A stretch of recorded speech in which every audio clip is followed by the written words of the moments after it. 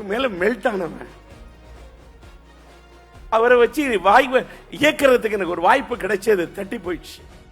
உயிரிழ விஷால அவருக்கு பாட்டு போட்டிருந்தேன்னா நாட்டையே கலக்கிருப்பேன். ஆனா எனக்கு அந்த வாய்ப்பை திரும்ப கூலி படத்துல ஒரு சின்ன பிட்டு தான் தம்பி அனிருத்து கொடுத்தாரு, என் நண்பன். அன்னைக்கு அவரு கொடுத்த பாக்கியம் கூலி படத்துல அவருக்கா பாடினேன். சரி பாடிட்டேயா. அந்த படத்தோட ஆடியோ ஃபங்க்ஷன், அந்த ஃபங்க்ஷனுக்கு நான் போகல. அந்த ஃபங்க்ஷனுக்கு வராத ராஜேந்திர யாவனாவது நினைச்சு மதிச்சு பேசுவாராயா? உலகத்திலேயே இந்த ஒரு பண்பு யாருக்காவது இருக்குமா? தன்னோட சமகாலத்தில் இருந்த ஒருத்தரை பத்தி அவர் இல்லாத மேடையில ஒரு மரியாதைக்குரிய நண்பர் டி ராஜேந்திரன் பேசுறேன். அந்த ரஜினி சார் இருக்கக்கூடிய இந்த மேடையில இன்னைக்கு நான் ஏறி வரத்துக்கு காரணமா இருந்த பாக்கியராஜன் நினைக்குள்ள நான் வியக்கிறேன்.